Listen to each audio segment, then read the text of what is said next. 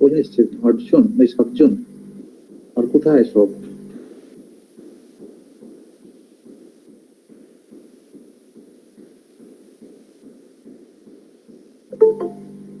এটা কি অনন্যা?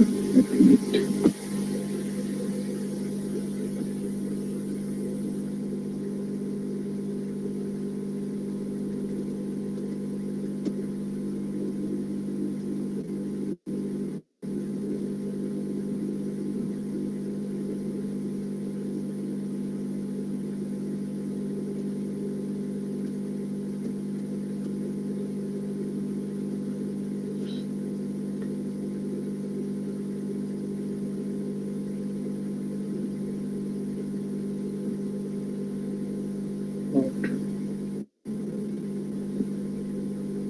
সম্বিতা, দীপিকা, রাজেশ, ইন্দ্রনীল, অভিনন্দা, নন্দিনী, বন্যা, অনন্যা। আচ্ছা, এই কজন আছে। আচ্ছা, তারপরে কি?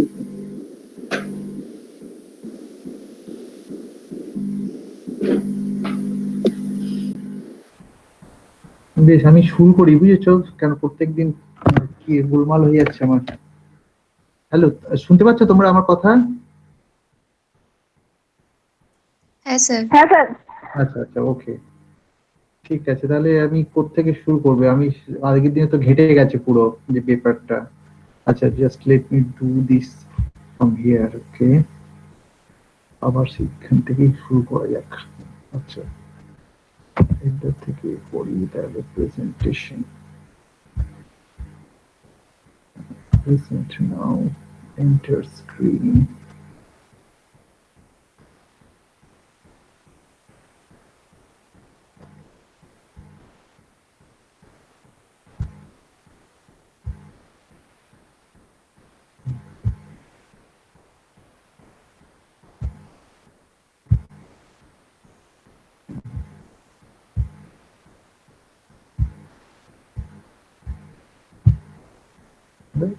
Cancel করো। Present now, window projection টা के बाद दाও, এটার বাদ দিলে কি হয়?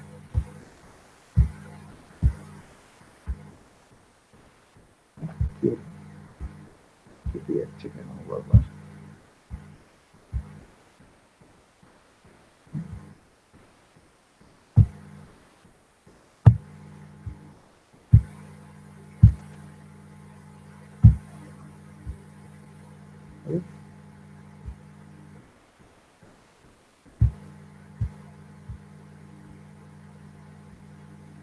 কি হবে? আসছে না কেন?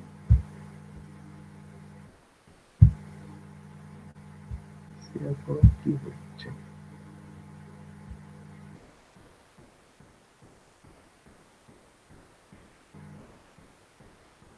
তোমরা কি স্ক্রিনটা দেখতে পাচ্ছ এখন? আমি আদৌ বুঝতে পারছি না। হ্যালো হ্যালো, তোমরা কি স্ক্রিন দেখতে পাচ্ছ? স্ক্রিন দেখা যাচ্ছে না, স্ক্রিন দেখা যাচ্ছে না।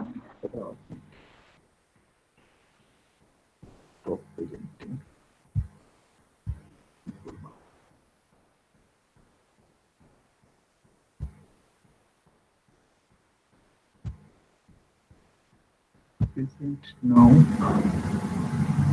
window,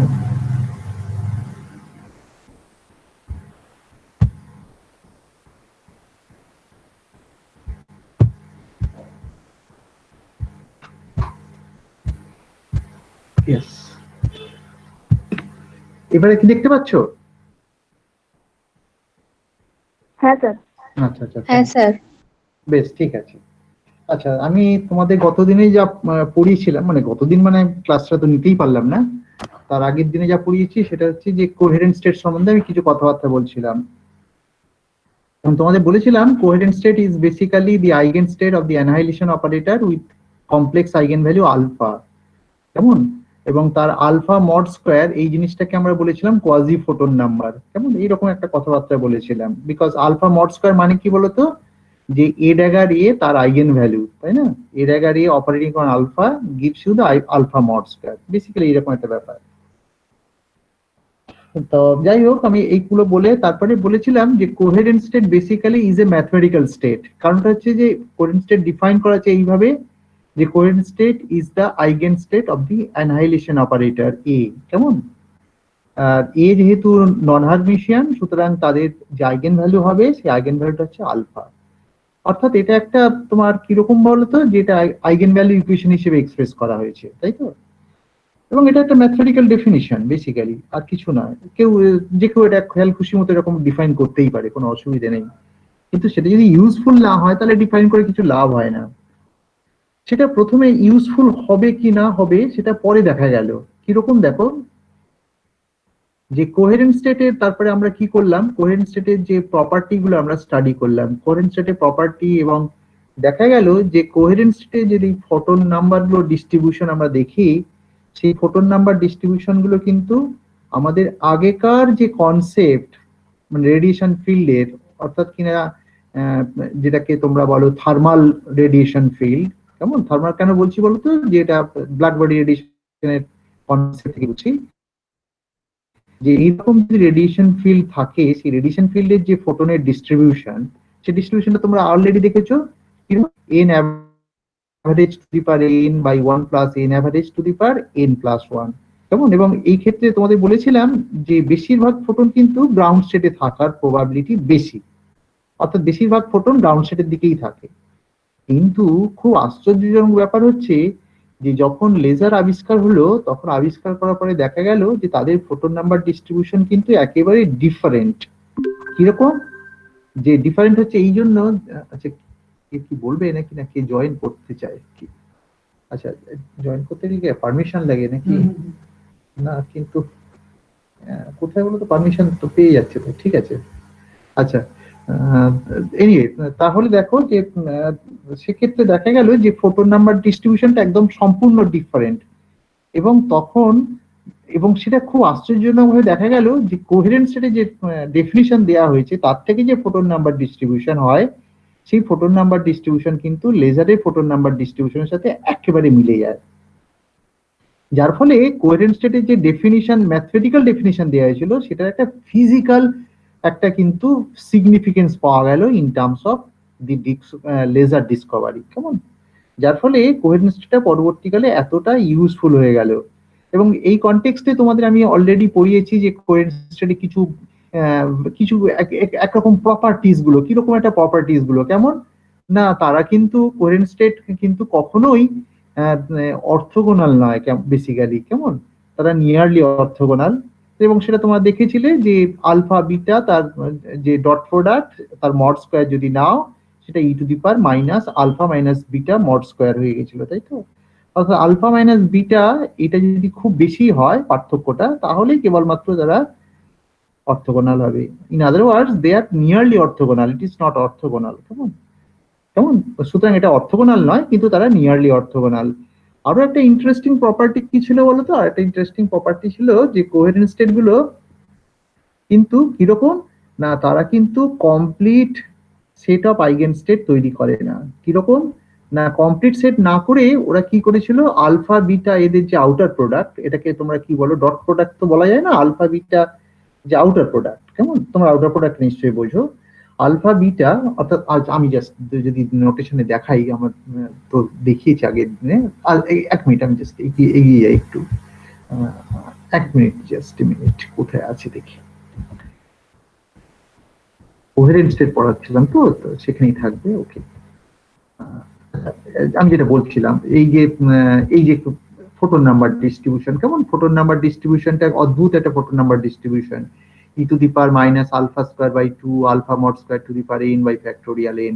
এনটা কি বলতো, এনটা হচ্ছে স্টেট, কেমন, এবং আলফা মড স্কোয়ার এটা হচ্ছে কোয়াজাই ফোটন নাম্বার, কেমন। এটাকে যদি ড্র করা হয় তাহলে দেখতে হবে এইরকম, দেখো যে আলফা মড স্কোয়ার এটা কত ভ্যালু নিয়েছে, n বার ইকুয়াল টু 10। দেখো 10 এর কাছেই বেসিক্যালি তার ম্যাক্সিমাম নাম্বার ডিস্ট্রিবিউশন, অর্থাৎ n যদি 10 হয়, নাম্বার n বার যদি 10 হয়, তাহলে 10 নম্বর স্টেটের কাছে তার ডিস্ট্রিবিউশনটা বেশি। ঠিক সিমিলারলি n বার যদি 2 হয়, সেক্ষেত্রে তার দেখা যাবে ডিস্ট্রিবিউশনটা সবচেয়ে বেশি, কেমন। এগুলো আমি গতদিনে বড়িয়েও দিয়েছি তোমাদের। আর তুমি ইচ্ছে করলে, তোমাদের হাতে কম্পিউটারও আছে, তোমরা ইচ্ছে করলে ডিস্ট্রিবিউশনটা দেখতে পারো কিরকম ডিস্ট্রিবিউশন হচ্ছে, কেমন, এবং আলফা স্কয়ারের বিভিন্ন ভ্যালু নিয়ে, কেমন। তাহলে n ইকুয়াল টু 0 থেকে ইত্যাদি চলতে থাকবে, অর্থাৎ কোন স্টেটে কত থাকবে নাম্বারটা সেটা তুমি দেখতে পারবে, কেমন। এটা হচ্ছে ফোটন নাম্বার ডিস্ট্রিবিউশন। এই ফোটন নাম্বার ডিস্ট্রিবিউশনটা আমরা নরমালি কি বলি বলতো, এটাকে পয়সন ডিস্ট্রিবিউশন বলি, কেমন। সুতরাং এটা করার পরে আমি তোমাদের বলেছিলাম যে কোহেরেন্স স্টেটে আরো কিছু প্রপার্টি এবং খুব ইন্টারেস্টিং প্রপার্টি আছে। সেই ইন্টারেস্টিং প্রপার্টি গুলো আমি পরে বলবো, কেমন। সেই পরে আর বলার লাভ নেই, কারণ আমি আজকেই বলবো বলে ঠিক করে ফেলেছি ওই জন্য। সুতরাং দেখা যাক যে এই পর্যন্ত আমি অলরেডি বলেছি তোমাদের যে কোহেরেন্স যে ডেফিনিশন দিয়েছিলাম, সেই কোহেরেন্স স্টেট ডেফিনিশনটা আমরা একটু এগিয়ে নিয়ে গেছিলাম। এগিয়ে নিয়ে কি করেছিলাম বলতো, coherent state can B generated from the vacuum state of the electromagnetic field, বা ভ্যাকিউম স্টেট, বা কি বলবো, যে ফিল্ডের যে ভ্যাকিউম স্টেট হয় তার উপরে যদি তুমি ডি আলফা অপারেট করো, you will get back your coherent state. তার মানে coherent state can be obtain from the vacuum state, কেমন। অর্থাৎ ভ্যাকিউম স্টেটের উপরে যদি তুমি অপারেট করো ডি আলফা, এটাকে পরবর্তীকালে নাম দেওয়া হয়েছিল ডিসপ্লেসমেন্ট অপারেটর, কেমন। সেই ডিসপ্লেসমেন্ট অপারেটরের চেহারাটা কেমন, এইরকম একটা চেহারা, e to the power alpha a dagger minus alpha star a. এটা কি করে এসেছিল, এর জন্য একটা যে অ্যালজেব্রাটা করার দরকার ছিল, সেটা আমি তোমাদের গতদিনে করিয়ে দিয়েছি, জাস্ট এখানে আছে, এখানে দেখবে, কেমন। সুতরাং এই অ্যালজেব্রা গুলো তো হোপফুলি তোমরা বুঝতে পেরেছো যে জাস্ট এটা একটা অপারেটর অ্যালজেব্রা, কিছুটা ফলো করলেই, মানে একটু কেয়ারফুলি দেখলেই বুঝতে পারবে। বেশ, তারপরে এখানে দেখো যে এখানে অর্থগোনালিটি কন্ডিশন প্রমাণ করতে গিয়ে দেখা গিয়েছিল যে অর্থগোনাল নয়, নিয়ারলি অর্থগোনাল।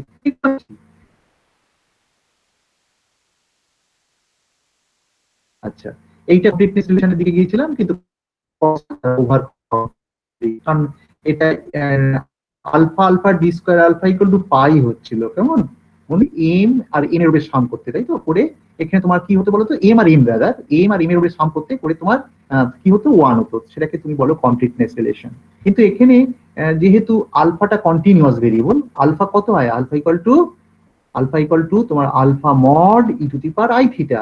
কোথাটা লিখেছিলাম নিশ্চয়ই, ও আচ্ছা, আলফা মড বলিনি, আর বলেছি, তাই তো। Alpha equal to r e to the power i theta. বুঝতেই পারছো আলফাটা তার মানে কি বলতো, এটা একটা কন্টিনিউয়াস ভ্যালু, এবং নট অনলি দ্যাট, এটা একটা কমপ্লেক্সও বটে, কেমন। সেটা এগুলো তো অলরেডি তোমাদের বলেওছি। এবং তারপরে এটাকে যদি ইন্টিগ্রেট করলে দেখবে এটা পাইয়ের সাথে সমান হচ্ছে। সুতরাং এটা পাই দিয়ে ভাগ করে এটাকে 1 করতে হচ্ছে অ্যাজ ইফ। তার মানে এটাকে আমরা ওই জন্য বলেছি ওভার কমপ্লিট স্টেট, কেমন। তার মানে আলফা অর্থাৎ coherent state basically is an over complete set of states, কেমন। তারপরে এইটা ডিটেল ম্যাথমেটিক্সটা করা ছিল, করার পরে ওটা কি করে তৈরি করতে হবে বা কি করে মানে কি করে ম্যাথমেটিক্সটা করতে হবে, তার জন্য আমাদের কিছুটা অপারেটর অ্যালজেব্রার প্রয়োজন হয়েছিল। সেই অপারেটর অ্যালজেব্রা তোমাদের বলে দিয়েছি আমি কিভাবে করতে হবে, এবং ডিটেল করে দিয়েছি, কেমন। এবং তার জন্য করেসপন্ডিংলি এই থিওরেমটাও প্রমাণ করেছিলাম, just you recall, e to the power zeta a b e to the power zeta a ইত্যাদি ইত্যাদি। এইটাকে জাস্ট এটাকে আমি ডিরাইভ করে দিয়েছিলাম, কেমন। এবং এটা দেখেছিলে খুব সোজা এগুলো, কেমন। সুতরাং finally we got coherent state is basically the eigenstate of the annihilation operator A with eigenvalue alpha, which is alpha is complex. এছাড়াও কোহেরেন্ট স্টেটকে আমরা অন্যভাবে ভাবতে পারি, coherent state is basically the displaced vacuum state. অর্থাৎ vacuum স্টেটের উপরে যদি you will get back your coherent state, যার ফলে এটাকে ডিসপ্লেসড ভ্যাকিউম স্টেটও বলতে পারো। তার মানে তুমি যদি তোমাকে যদি বলা হয় হোয়াট ইজ কোহেরেন্ট স্টেট, তুমি কোহেরেন্ট স্টেটের তুমি অনেক রকম ভাবে ডেফিনিশন দিতে পারো। কোহেরেন্ট স্টেটের ডেফিনিশন একটা হচ্ছে তোমার coherent state is basically the eigen state of the annihilation operator. এটা যদি তোমার বলতে অসুবিধা হয় তাহলে তুমি বলতে পারো কোহেরেন্ট স্টেট কিছু নয়, coherent state is basically the displaced vacuum state. কেমন, এটাও বলতে পারো, এটাও তোমার ইকুয়ালি গুড, মানে এটাও তোমার কেউ ভুল বলবে না। কেমন, বা রাজার ঠিকই আছে।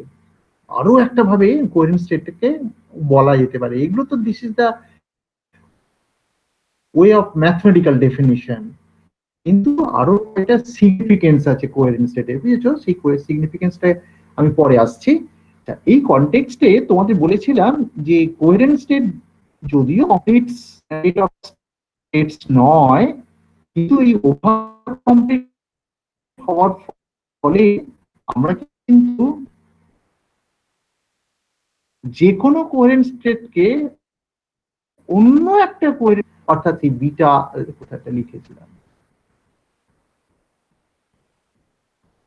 এই দেখো এখানে আছে, তাই তো, beta beta equal to this, এই দেখো এইটাকে, এটা ওভার কমপ্লিটনেস রিলেশন, এখানে এটা 1, তার মানে 1 ইনটু বিটা বেসিক্যালি আছে। কেমন, 1 এর বদলে কি লিখলে বলো তো, alpha alpha d square alpha by pi. কেমন, এই ওভার কমপ্লিটনেস রিলেশনটা ইউজ করা হলো।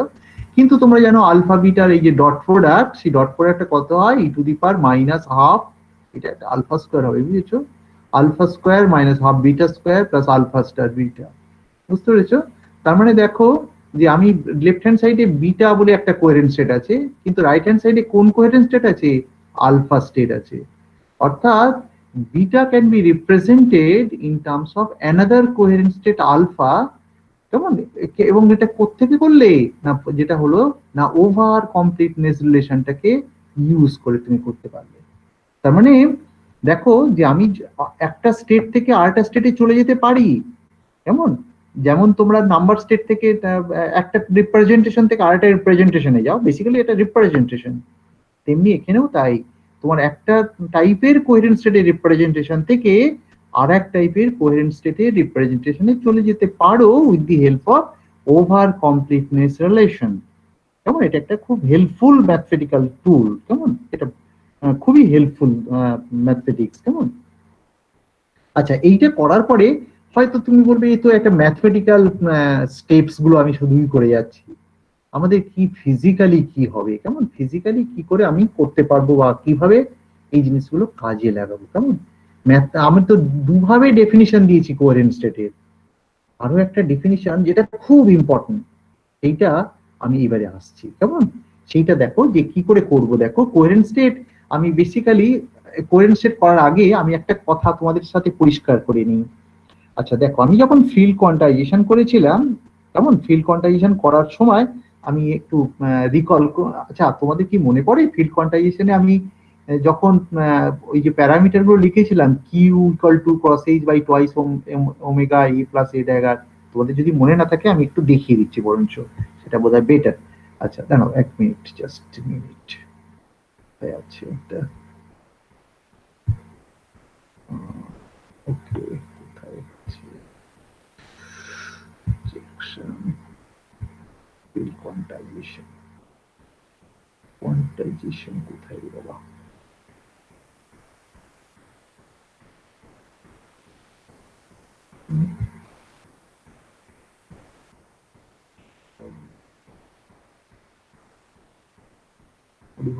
হয়ে গেল এইটা, তাই তো।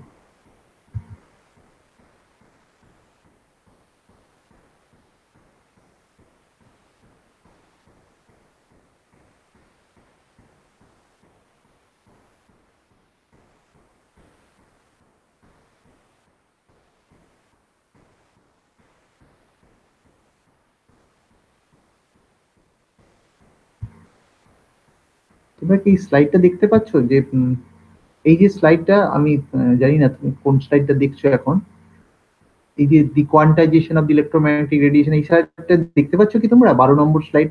হ্যাঁ হ্যাঁ স্যার। আচ্ছা আচ্ছা, তাহলে ঠিক আছে।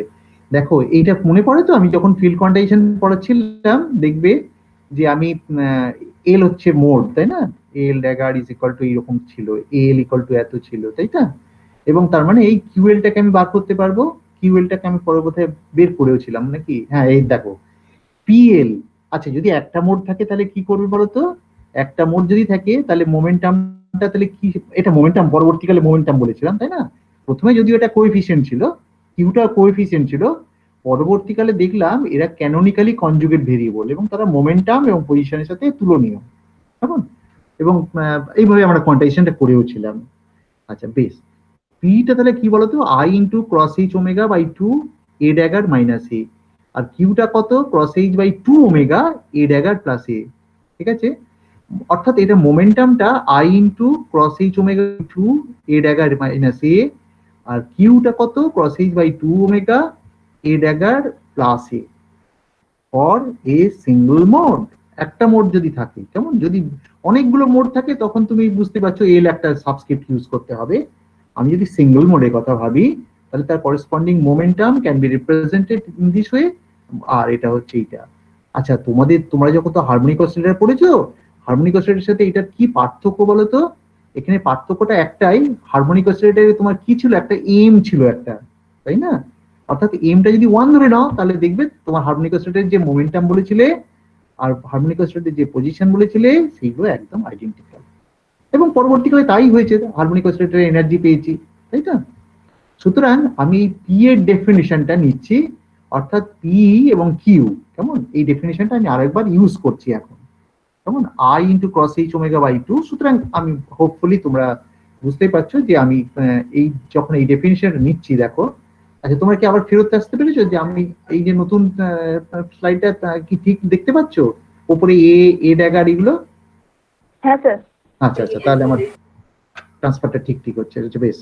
আচ্ছা দেখো, এই কিউ ইকুয়াল টু কত ছিল, cross h by twice omega a plus a dagger, p কত ছিল, i equal to i into cross h omega by two, এটা ছিল এ মাইনাস এ ড্যাগার ছিল, আমি মাইনাস একটা বাইরে ছিল সেটাকে আমি ভেতরে ঢোকানো আছে মনে করো, আমার মনে হয় না তোমাদের কোনো অসুবিধা হবে।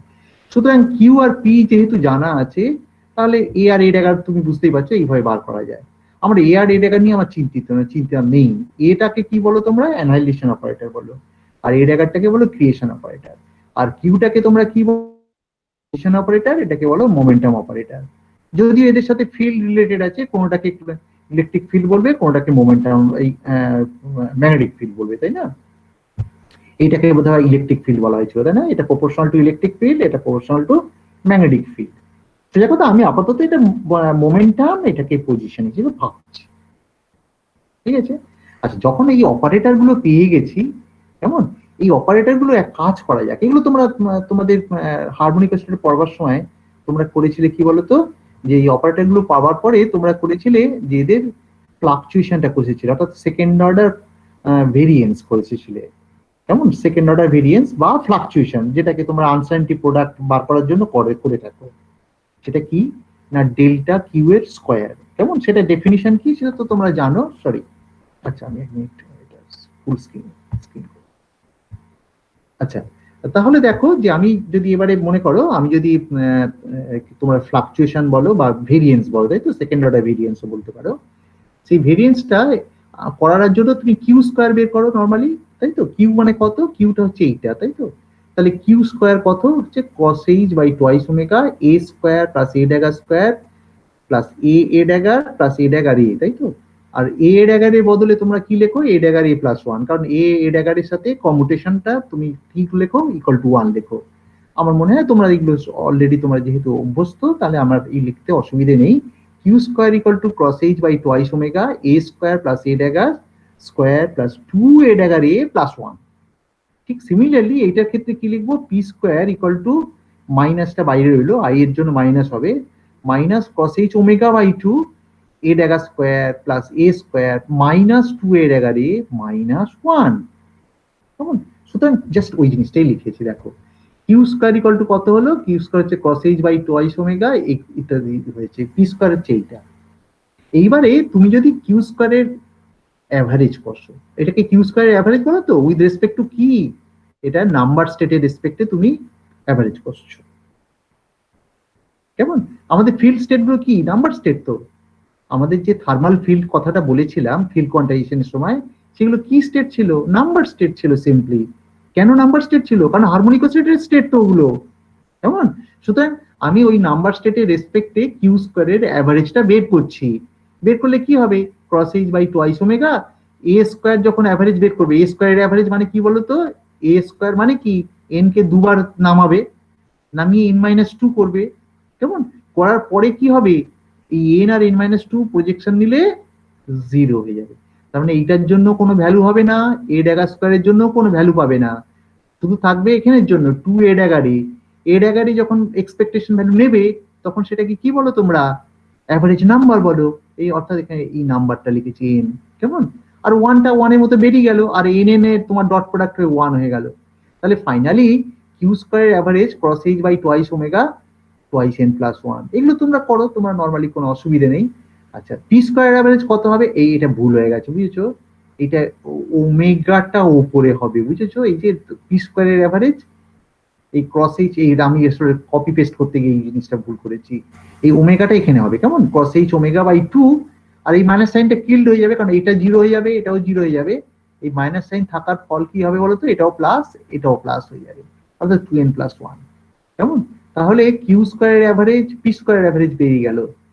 কিউ এর অ্যাভারেজ কত হবে বলতো, কিউ এর অ্যাভারেজ জিরো হবে, খুব স্বাভাবিক ভাবে, কারণ কিউটা তোমরা জানো যে এটা হচ্ছে তোমার কি বলো, তোমরা কি বলো তো কিউটাকে, কিউটাকে তোমরা বলো যে অড অপারেটর, তাই না, এটা অড অড ফাংশন বলো, নরমালি অড ফাংশন। আর এন গুলো কি, এন হচ্ছে একটা ডেফিনিট প্যারিটি স্টেট, কেমন, এন হচ্ছে তোমার নাম্বার স্টেট, এরা ডেফিনিট প্যারিটি, অর্থাৎ ডেফিনিট প্যারিটি মানে কি বলতো, either it will be odd or it will be even, অর্থাৎ এন যদি অড হয়, ফর এক্সাম্পল এন যদি অড হয়, এই এন রয়েছে এখানে আরেকটা এন রয়েছে, দুটো মিলিয়ে ইভেন, এন যদি ইভেন হয় দুটো মিলিয়ে ইভেন, তার মানে এই এদের যে দুটো প্রোডাক্ট, এই দুটো প্রোডাক্ট কিন্তু সবসময় ইভেন, কেমন, ইভেন। তাহলে এই অর্থাৎ এখান থেকে ধরো ইভেন, এই দুটো ইভেন, তার সঙ্গে অড গুণ আছে, কেমন, তার মানে টোটাল ফাংশনটা কি হবে বলতো, অড ফাংশন হবে, ইন্টিগ্রেট করছো তোমার সিমেট্রিক স্পেসের উপরে, তার মানে এটা অড ফাংশনকে যখনই ইন্টিগ্রেট করবে সিমেট্রিক স্পেসের উপরে তখন it will go to zero. তার মানে এটা তুমি প্যারিটি কনসিডারেশন থেকেই বলতে পারো this is equal to zero.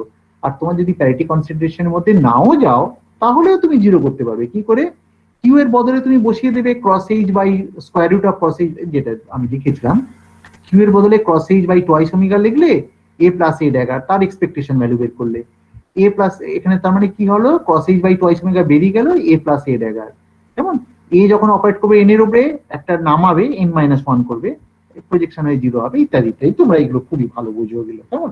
সুতরাং কিউ এর অ্যাভারেজটাও জিরো হবে, পি এর অ্যাভারেজও জিরো হবে। তাহলে ডেল কিউ স্কোয়ার মানে কি বলতো, এটা হচ্ছে তোমার সেকেন্ড অর্ডার ভেরিয়েন্স, তাই তো, second order variance of q, মানে পজিশনের সেকেন্ড অর্ডার ভেরিয়েন্স, বা ফ্লাকচুয়েশনে বলতে পারো, বা ফ্লাকচুয়েশনের স্কোয়ার বলতে পারো, তাই তো, অর্থাৎ ফ্লাকচুয়েশন হচ্ছে ডেল্টা কিউ তার স্কোয়ার, এই ফ্লাকচুয়েশনের স্কোয়ার করলে তোমার কি হবে বলতো, cross h by twice omega, মানে জাস্ট এইটা তো জিরো যেহেতু এই কিউ স্কোয়ারের অ্যাভারেজটাই বসে যাবে, cross h omega by twice n plus one. তেমনি ডেল পি স্কোয়ার, এটা আমি যেহেতু ভুল করে ফেলেছিলাম, এই omega cross h omega by two two n plus one হবে, কেমন। তাহলে এইটা করার পরে তোমাকে যদি বলি যে what will be the uncertainty product, তোমার সঙ্গে সঙ্গে আনসার্টেনটি প্রোডাক্টটা বের করতে পারবে, del q into del p, এটা তো আনসার্টেনটি প্রোডাক্ট বলা হয়, তার মানে এটাকে স্কোয়ার ছিল, অবশ্যই দুটো গুণ করলে del q square del p স্কোয়ারই থাকবে, তারপর স্কোয়ার রুট করে নেবে, অর্থাৎ এটা যেহেতু দুটো প্রোডাক্ট, এখানে এক মিনিট এটা ভুল হয়ে গেছে, বুঝেছো, এই ওমেগাটা উপরে যাবে, এই ওমেগার সাথে কেটে যাবে, বুঝেছো, যখন গুণ করবে, তার মানে এই ক্রস এইচ বাই টু থাকবে, ওমেগাটা থাকবে না, কেমন, cross h by two two n plus one, এই জিনিসটা হবে। এখান থেকে একটা দারুণ ইম্পর্টেন্ট রেজাল্ট বেরিয়ে গেল, অর্থাৎ এই যে তোমার আনসার্টেনটি প্রোডাক্ট, এটাকে তোমার আনসার্টেনটি প্রোডাক্ট বলো তো, del q into del p, এটা কত হবে, equal to cross h by two two n plus one, এই ওমেগাটা কিন্তু হবে না, কারণ এই ওমেগাটা উপরে থাকার জন্য কেটে যাবে এর সাথে, কেমন, আমি এই ওমেগাটা ভুল করে লিখে ফেলেছি, ডেল কিউ ডেল পি তাহলে কত হলো, cross h by two into two n plus one, কেমন। সুতরাং এখানে দেখো, তার মানে del q del p is greater than equal to cross h by two, equal to কখন হবে, যখন এন ইকুয়াল টু জিরো হয়ে যাবে, কেমন, এন ইকুয়াল টু যদি জিরো হয়ে যায় তাহলে এই যে প্রোডাক্ট সেটা হচ্ছে ক্রস এইচ বাই টু, আর এনটা কি বলতো, এনটা জিরো ওয়ান টু থ্রি এগুলো তো হয়, এন তো ইন্টিজার, তার মানে n equal to zero one two three ইত্যাদি হবে, তার মানে এই যে এদের যে প্রোডাক্ট, এই প্রোডাক্টের মিনিমাম ভ্যালু কখন হবে? যখন n ইকুয়াল টু 0 হবে। তার মানে সেটা হবে কত? Cross h by 2। Cross h by 2টাই হচ্ছে তোমার lowest value del q by del p. এখানে বোধহয় লেখা আছে, আমি দেখতে পাচ্ছি না, তোমরা যদি দেখতে পাও ভালো। ডেল কিউ ডেল পি এদের যে মিনিমাম ভ্যালুটা হবে ক্রস এইচ বাই 2, কেমন? ক্রস এইচ বাই 2 হয়ে যাবে। তার মানে এটা সবসময় এই প্রোডাক্টটা কি হবে? ক্রস এইচ বাই 2 চেয়ে বড়। তার মানে del q del p greater than equal to cross h by 2। এটাই তো আনসার্টেনিটি প্রোডাক্ট, তাই তো? অর্থাৎ ডেল কিউ ডেল পি কখন মিনিমাম হবে? যখন n ইকুয়াল টু 0 হবে। তাহলে মিনিমাম হবে মানে কি? অর্থাৎ আনসার্টেনিটি প্রোডাক্ট মিনিমাম হবে কখন? না যখন নাকি স্টেট গুলো গ্রাউন্ড স্টেটে থাকবে, অর্থাৎ ভ্যাকিউম স্টেটে থাকবে। এবং এটা যদি তুমি হারমোনিক অসিলেটরের সাথে তুলনা করো, তাহলে সেই সময় আমরা কি বলে থাকি? হারমোনিক অসিলেটরের ground state basically gives you the uncertainty product minimum. অর্থাৎ তোমাদের যদি বলা হয় যে এমন একটা স্টেটের উদাহরণ দাও যে স্টেটের আনসার্টেনিটি প্রোডাক্ট মিনিমাম হবে, তোমাদের এতদিন পর্যন্ত তোমাদের কাছে যে উত্তর ছিল সেটা হচ্ছে ground state of the harmonic oscillator is the minima, gives rise to the minimum uncertainty product. কেমন? ঠিক আছে? আদারওয়াইজ আর কোনো স্টেটের তোমাদের ধারণাই নেই যে কে মিনিমাম আনসার্টেনিটি স্টেট দেবে। তার মানে ground state of the harmonic oscillator gives rise to the minimum uncertainty state. এটি তোমাদের কাছে এক্সাম্পল ছিল। কেমন? তোমাকে যদি বলি যে এমন একটা স্টেটের উদাহরণ দাও, কেমন? এমন একটা কোয়ান্টাম স্টেটের উদাহরণ দাও যে স্টেটের পজিশন আনসার্টেনিটি ইনফিনিটি, বা আমি যদি উল্টোটাও বলি, মনে করো মোমেন্টাম আনসার্টেনিটি ইনফিনিটি। তোমাদের কাছে খুব বেশি এক্সাম্পল নেই কিন্তু, কেমন? খুব বেশি এক্সাম্পল নেই। কি বলতো তোমাদের এক্সাম্পলটা হবে? যে যদি একটা প্রগ্রেসিভ হয়ে থাকে, plane progressive wave, plane progressive মানে কি? E to the power i k x, কেমন? তার যে আনসার্টেনিটি ওটা কি হবে? পজিশন আনসার্টেনিটি কোথায়? পজিশন আনসার্টেনিটি হবে তোমার ইনফিনিটি। কিন্তু মোমেন্টাম আনসার্টেনিটি কি হবে বলতো? 0 হবে। অর্থাৎ মোমেন্টামটাকে তুমি প্রিসাইজলি মেজার করতে পারবে।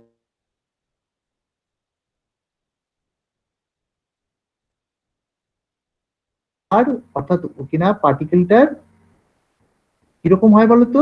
যে যে ওটা যদি e to the power i k x অর্থাৎ কিনা প্লেন প্রগ্রেসিভ ওয়েভ হয়, এটা খুব স্বাভাবিক।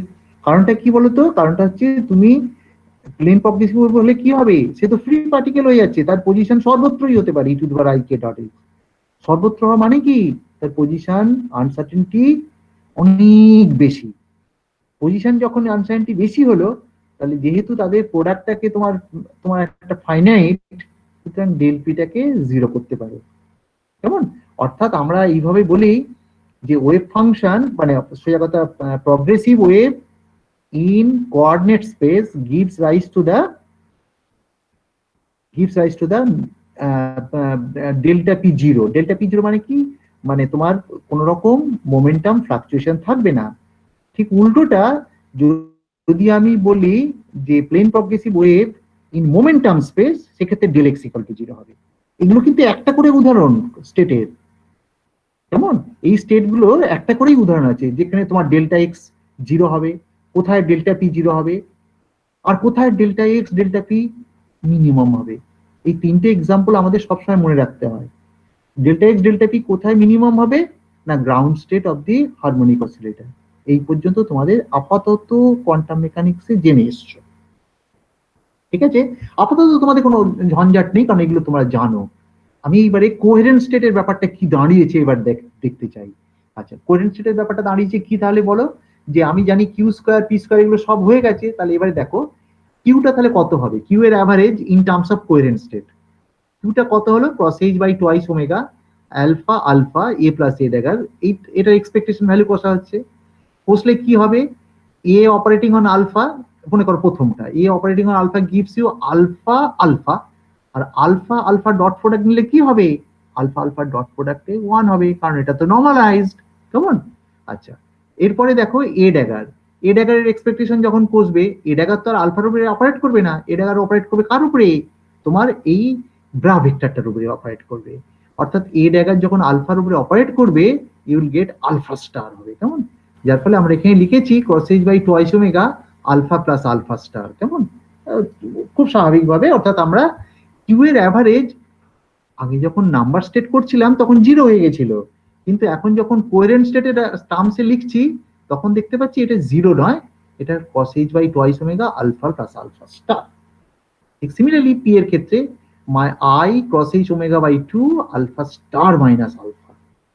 কিউ স্কয়ারটা কষতে পারবে সঙ্গে সঙ্গে, কিউ স্কয়ারটা কত হবে? cos h by twice omega, এটা আলফা স্টার স্কয়ার, এটা আলফা স্কয়ার, এটা 2 আলফা মড স্কয়ার প্লাস 1, মানে 2 এ ড্যাগারে যেটা হয়, তাই তো? এটা 2 alpha mod square equal to 1। P স্কয়ারের ক্ষেত্রে ঠিক সিমিলারলি করা যাবে, পি স্কয়ারটা কত হবে? মাইনাস cos h ইত্যাদি ইত্যাদি, তোমরা এগুলো করতে পারবে। তার মানে কিউ স্কয়ারের অ্যাভারেজ পাওয়া গেল, পি স্কয়ারের অ্যাভারেজ পাওয়া গেল, কিউ এর অ্যাভারেজ পাওয়া গেছে, পি এর অ্যাভারেজ পাওয়া গেছে, তাহলে ডেল কিউ ডেল পি আমি বের করতে পারবো। দেখো পি স্কয়ারের অ্যাভারেজ এখানে লেখা হয়েছে, আচ্ছা ডেল কিউ স্কয়ার তাহলে কত হবে? ডেল কিউ স্কয়ার হচ্ছে cos h by twice omega, del p square cos h omega by 2, এদের প্রোডাক্টটা কিন্তু cos h বাই 2 হয়ে গেল। তার মানে এই ডেল কিউ ডেল পি এর যে প্রোডাক্টটা আলটিমেটলি কত হবে? এই ওমেগা কেটে যাবে, cos h বাই 2 হয়ে যাচ্ছে। এটা তো মিনিমাম আনসার্টেনটি প্রোডাক্ট, তাই না? কি আশ্চর্যজনক ব্যাপার না? ডেল পি ডেল কিউ এই যে প্রোডাক্ট, অর্থাৎ কিনা uncertainty in position, uncertainty in position, uncertainty in momentum, এদের যে প্রোডাক্ট, যেটাকে আমরা বলি uncertainty product gets minimum value, অর্থাৎ cos h বাই 2, কেমন? অর্থাৎ আমি কার রেসপেক্টে কষলাম এগুলো? আমি কোহেরেন্ট স্টেটের রেসপেক্টে কষলাম। তার মানে কোহেরেন্ট স্টেট এমন একটা পার্টিকুলার প্রপার্টি যে স্টেটের আনসার্টেনটি প্রোডাক্টটা অলওয়েজ মিনিমাম, কেমন? এই জন্য কোহেরেন্ট স্টেটটাকে আমরা অনেক সময় বলে থাকি কি বলতো? মিনিমাম আনসার্টেনটি স্টেট, কেমন? তাহলে কোহেরেন্ট স্টেটের তার মানে আরো একটা ইন্টারেস্টিং প্রপার্টি তোমরা জানতে পারলে, coherent state is basically a minimum uncertainty state. এটাও যদি তুমি বলো, এটাও equally acceptable for the definition of coherent state. তোমাকে যদি বলা হয় যে what do mean by coherent state, তুমি অনেক ভাবে উত্তর দিতে পারো। একটা হচ্ছে, তার আরেকটা উদাহরণ এইটা লাস্ট দিলাম যেটা, সেটা হচ্ছে coherent state is the state through which we get the minimum uncertainty product, we get the uncertainty product minimum, কেমন? অর্থাৎ যে স্টেটের থ্রু দিয়ে আমরা আনসার্টেনটি প্রোডাক্ট মিনিমাম পাই, সেই স্টেটটাই বেসিক্যালি কোহেরেন্ট স্টেট। এটা কিন্তু সাংঘাতিক একটা মানে সাংঘাতিক একটা প্রপার্টি বলো বা এর একটা ক্যারেক্টারিস্টিক্সই বলো, কেমন? সুতরাং coherent state is basically the minimum uncertainty state as well, কেমন? তাহলে কোহেরেন্ট স্টেট সম্বন্ধে তোমাদের আমি যদি সামারি করতে গেলে বলতে হবে যে coherent state basically is the eigenstate of the annihilation operator. Coherent state can be obtained from the vacuum state just by applying a displacement operator, but coherent state can be told as কিরকম বলতো? displaced vacuum state. আর একটা হচ্ছে কি, coherent state basically gives rise to the minimum uncertainty product of Heisenberg. কারণ এই uncertainty product বলছি মানে কি বলতো? হাইজেনবার্গ আনসার্টেনটি প্রোডাক্ট, কেমন? হাইজেনবার্গের যে আনসার্টেনটি প্রোডাক্ট হয় সেটা মিনিমামটা অ্যাচিভ করে থ্রু কোহেরেন্ট স্টেট, কেমন? নাম্বার স্টেটের ক্ষেত্রে কিন্তু তা হয় না। নাম্বার স্টেটে শুধুমাত্র n ইকুয়াল টু 0 হলে তবেই তোমার মিনিমাম আনসার্টেনটি স্টেট পাও, কিন্তু কোহেরেন্ট স্টেটের ক্ষেত্রে ওইসব কথা বলার প্রয়োজন নেই। কোহেরেন্ট স্টেট এমন একটা পার্টিকুলার স্টেট যে স্টেটের থ্রু দিয়ে তুমি যদি আনসার্টেনটি প্রোডাক্টটা কষো, তাহলে you will always get minimum uncertainty condition. This is an unique example. তার মানে তোমার আগে যে বলছিলে যে ground state of the harmonic oscillator gives rise to the minimum uncertainty state, কেমন? মিনিমাম আনসার্টেনটি প্রোডাক্ট রাদার, সেটা না বলে এখন বলতে পারো যে coherent state also gives rise to the minimum uncertainty product, কেমন? সুতরাং এইটা বলার পরে আমি কোহেরেন্ট স্টেটের আপাতত আলোচনাটা থাকলো। কোহেরেন্ট স্টেটটা আমি পরবর্তীকালে আরো হয়তো পড়াবো। বা হয়তো নাও পড়াতে পারি, অন্য কিছু পড়াবো পরবর্তীকালে কোহেরেন্ট স্টেটের রেসপেক্টে। এনিওয়ে, আপাতত কোহেরেন্ট স্টেটটাকে আমি স্টপ করছি এখানে। কোহেরেন্ট স্টেটটাকে স্টপ করে আমি চলে যাই অন্য একটা জিনিসে। কি জিনিস বলতো? এবারে যে আমি চলে যেতে চাই যে আমরা কি কি পড়লাম, ভালো করে খেয়াল করো আমি কি কি পড়িয়েছি দেখো। আমি যদি ঠিক ঠিক মনে করতে পারি, তোমাদের প্রথমে আমি পড়ালাম টাইম ডিপেন্ডেন্ট পারটারবেশন থিওরি। কেমন? টাইম ডিপেন্ডেন্ট পারটারবেশন থিওরি, আমি তোমাদের টাইম ডিপেন্ডেন্ট পারটারবেশন থিওরি দিয়ে একটা এক্সাম্পলও দিয়েছিলাম। কিরকম বলতো? হারমোনিক পারটারবেশন থাকলে তার থেকে যে ট্রানজিশন প্রবাবিলিটি হয়, সেই ট্রানজিশন প্রবাবিলিটি ইত্যাদি ইত্যাদি। সেখান থেকে আমি লাইন সেপের ফাংশনেরও ডেফিনিশন দিয়েছি তোমাদের, তোমার এইসবগুলো পড়িয়েছি।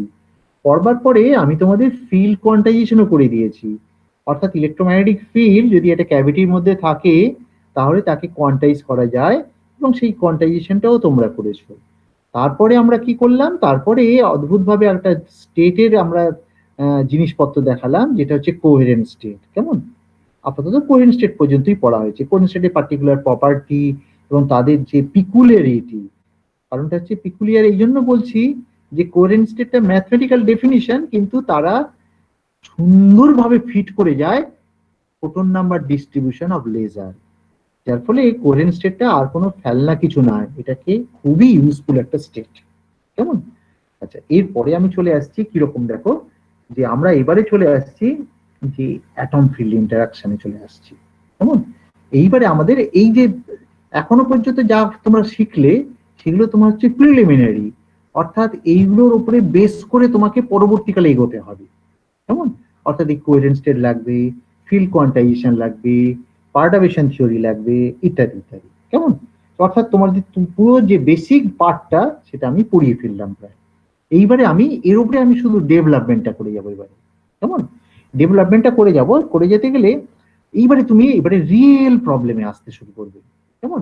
এবারে রিয়েল প্রবলেম যখনই আসতে শুরু করবে, আমাদের প্রথমেই যেটা দেখতে হয় সেটা হচ্ছে যে মনে করো আমরা তো ইলেকট্রোম্যাগনেটিক ফিল্ড নিয়েই কাজকর্ম করবো বেশিরভাগ সময়, কারণ আমাদের ফিল্ড কোয়ান্টাইজেশন ইত্যাদি সব সেই জন্যই পড়িয়ে নিয়েছি। তার মানে প্রথমেই আমাদের উদ্দেশ্য হবে, আচ্ছা ইলেকট্রোম্যাগনেটিক ফিল্ড, এই যে ইলেকট্রোম্যাগনেটিক ফিল্ড মানে যেটা তোমার ম্যাক্সওয়েলস ইকুয়েশনস থেকে ফলো করে বেসিক্যালি, সেটা কোয়ান্টাইজ করলে একরকম, তো সেটা কোয়ান্টাইজ করলে তো তোমাদের বলেইছিলাম যে কোয়ান্টাইজ করলে কিছুই নয়, সেটা যেন মনে হবে যে তোমার there are lot of harmonic oscillators and they are oscillating with their characteristic frequencies and they are sitting on particular modes.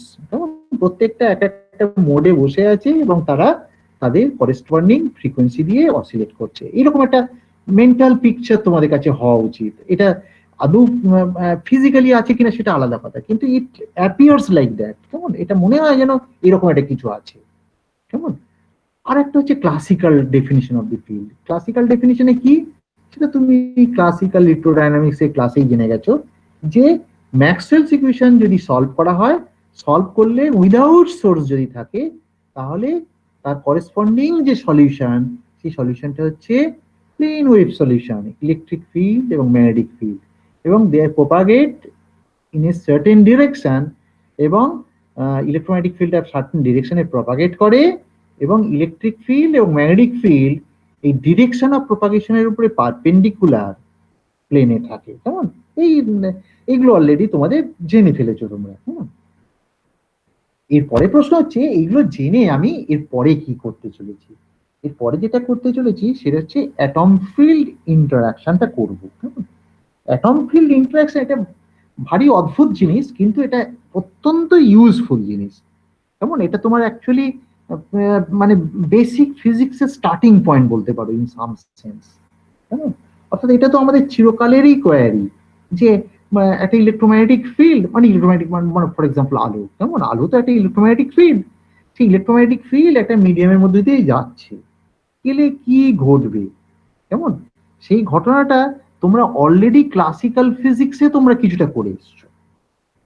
Classical ফিজিক্সে কি করে এসেছিলে বলো তো? ক্লাসিক্যাল ফিজিক্সে যখনই পড়েছো, ক্লাসিক্যাল ফিজিক্স মানে ক্লাসিক্যাল ইলেকট্রোডাইনামিক্সে, কারণ সেখানে তোমার ইলেকট্রোম্যাগনেটিক ফিল্ডটাকে ক্লাসিক্যাল অবজেক্ট ধরেছিলে, এবং মিডিয়ামটাকে কি ধরেছিলে? মিডিয়াম হচ্ছে তোমার অ্যাটম বা মলিকিউল আছে, এবং সেখানে তোমার ইলেকট্রনের সঙ্গে যেন অ্যাজ ইফ ইন্টারঅ্যাক্ট করছিল ইলেকট্রোম্যাগনেটিক ফিল্ড। কেমন? অর্থাৎ ইলেকট্রোম্যাগনেটিক ফিল্ড ইলেকট্রনের সাথে ইন্টারঅ্যাক্ট করে কি বানালো আলটিমেটলি ডাইপোল মোমেন্ট তৈরি করলো বা আলটিমেটলি পোলারাইজেশন। অর্থাৎ একটা মিডিয়ামের মধ্য দিয়ে যখন ইলেকট্রোম্যাগনেটিক ফিল্ড যায়, তোমার বেসিক আনসার হচ্ছে এই যে মিডিয়ামটা পোলারাইজড হয়, কেমন, অর্থাৎ পোলারাইজেশন হয়, কেমন। এটা হচ্ছে তোমার ক্লাসিক্যাল কনসেপ্ট। আমি ক্লাসিক্যাল কনসেপ্টের একটু উপরে চলে যাব, কেমন। ক্লাসিক্যাল কনসেপ্ট সেক্ষেত্রে তোমার কি ছিল বলতো, যে ইলেকট্রন একটা মাস আছে, সেই ইলেকট্রনটা তখন কি করবে বলতো, ইলেকট্রনটা তোমার ওই as if it behaves as an oscillator। তোমাদের আমি নিজেই পড়িয়েছি পোলারাইজেশন কি করে হয়, কেমন। অর্থাৎ কোন ইলেকট্রনটাকে যেন as if ফিল্ড কি করবে, আইদার ঠেলবে অথবা টানবে, এরকম করে কি হবে, তাদের একটা অসিলেশন তৈরি হবে। অর্থাৎ it behaves as an harmonic oscillator, কেমন। সেই হারমোনিক অসিলেটর তার ডিসপ্লেসমেন্ট কষা হয়েছিল, কষে তার সঙ্গে চার্জ দিয়ে গুণ করে পোলারাইজেশন বার করা হয়েছে, কেমন, সরি ডাইপোল মোমেন্ট বার করা হয়েছে, তার সাথে এন দিয়ে গুণ করা হয়েছে, অর্থাৎ এন ইন্টু পি অ্যাভারেজ। এটাই তো তোমার পি অ্যাভারেজ মানে dipole moment average, n into mu এর অ্যাভারেজ বলা ভালো। এন ইন্টু মিউ এর অ্যাভারেজ ইকুয়াল টু তোমার কি, পোলারাইজেশন। এনটা কি, এটা হচ্ছে নাম্বার ডেন্সিটি বা number of dipoles per unit volume. এইভাবে তো পোলারাইজেশন বলেছিলে। সুতরাং আগে তোমরা যা পড়াশোনা করেছো, যে ইলেকট্রোম্যাগনেটিক ফিল্ড যদি মিডিয়ামের মধ্যে দিয়ে যায় তাহলে কি ঘটবে, না পোলারাইজেশন হবে। এই যে ঘটনাটা ঘটেছিল সবটাই করেছিল ক্লাসিক্যাল ফিজিক্সের আন্ডারে, কেমন। অর্থাৎ ক্লাসিক্যাল ফিজিক্সটা কেন বলছি, না তুমি ক্লাসিক্যাল ইলেকট্রোডাইনামিক্স দিয়ে তো এটা ট্রিট করেছিলে, কেমন। সেক্ষেত্রে তোমার ফিল্ডটাও ক্লাসিক্যাল ছিল, আর অ্যাটমিক অবজেক্ট সেটাও কিন্তু ক্লাসিক্যাল ছিল। অর্থাৎ এটা কিরকম ভাবে কাজ করছিল বলতো, একটা তোমার ফোর্সড হারমোনিক অসিলেটরের মধ্যে কাজ করছিল, কেমন। তার দেখবে যে আমরা ডান দিকে একটা ফোর্স টার্ম লিখেছিলাম, ই ইন্টু ই0 কোসাইন ওমেগা টি, এই টাইপের একটা টার্ম, কেমন, যেটা ফোর্সটিং টার্ম বলেছিলাম। তোমরা জাস্ট খেয়াল করো, আমি পড়িয়েছি তোমাদের কদিন আগে, কেমন। সুতরাং এই ক্ষেত্রে তোমার তার মানে কি বলতো, এটা ফোর্স অসিলেটর হিসেবে কাজ করছিল, কেমন। অর্থাৎ তোমরা অ্যাজ ইফ যে ইলেকট্রোম্যাগনেটিক ফিল্ড এবং ওই যে ইলেকট্রন তথাকথিত তাদের মধ্যে একটা কি ছিল বলতো, একটা ফোর্সিং, মানে তোমার কি বলবো, ফোর্স অসিলেটর, তোমার coupled force oscillator in some sense কাজ করছিল, যেখানে তোমার ফিল্ডটাও কোয়ান্টাইজড এবং অ্যাটমটাকে আমরা ক্লাসিক্যাল অবজেক্ট হিসেবে ধরছিলাম, অর্থাৎ ওটা একটা অসিলেটর হিসেবে কল্পনা করা হচ্ছিল, বুঝতে পেরেছো। কিন্তু এখন আমরা যেটা করতে চলেছি সেটা হচ্ছে এই, যে আমরা দুরকম অ্যাপ্রোচে করবো, আর ক্লাসিক্যাল ফিজিক্সে থাকবো না।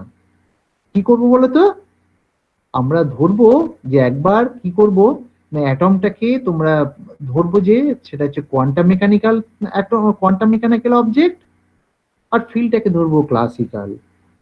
এবং আরো একটা কনসিডারেশন নেব, যেখানে ফিল্ড এবং অ্যাটম দুটোই কোয়ান্টাইজড থাকবে।